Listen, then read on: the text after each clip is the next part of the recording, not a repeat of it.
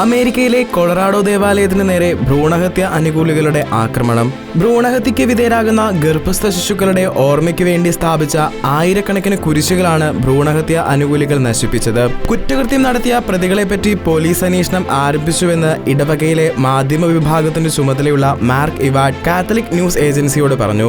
Jesus loves abortion, bans off our body തുടങ്ങിയ ഗർഭചിത്ര അനുകൂല മുദ്രാവാക്യങ്ങൾ ചുവന്ന നിറത്തിൽ അബോർഷൻ അനുകൂലികൾ സേക്രഡ് ഹാർട്ട് ഓഫ് മേരി ദേവാലയത്തിന്റെ ഭിത്തിയിൽ എഴുതി അലങ്കോലമാക്കുകയും കുരിശുകൾ നശിപ്പിക്കുകയും ചെയ്തു. അമേരിക്കയിലുടനീളം ഭ്രൂണഹത്യയ്ക്ക് വിധേയരാകുന്ന ഗർഭസ്ഥ ശിശുക്കളുടെ ഓർമ്മയ്ക്ക് വേണ്ടി 4000-ഓളം കുരിശുകൾ ദേവാലയത്തിന് മുന്നിൽ സ്ഥാപിക്കപ്പെട്ടിരുന്നു. ഭ്രൂണഹത്യ അനുകൂലികൾ ഇതിൽ പകുതിയോളം നശിപ്പിച്ചു. ഇതുകൂടാതെ ദേവാലയത്തിന്റെ ജനാലച്ചില്ലുകൾ തകർക്കാനും ശ്രമം നടത്തി. രാജ്യത്ത് ഏറ്റവും അധികം ഭ്രൂണഹത്യ നടത്തിക്കൊണ്ടിരിക്കുന്ന ഭ്രൂണഹത്യ ക്ലിനിക്കുകളിൽ ഒന്നായ ബോൾഡർ അബോർഷൻ ക്ലിനിക് ഈ പ്രദേശത്താണ് സ്ഥിതി ചെയ്യുന്നത്. ഭ്രൂണഹത്യ തടയാൻ പ്രത്യേക കാലാവധി കൊളറാഡോ സംസ്ഥാനത്ത് ഇല്ലാത്തതിനാൽ നിരവധി ഗർഭസ്ഥ ശിശുക്കളാണ് ഓരോ ദിവസവും കൊല്ലപ്പെടുന്നത്.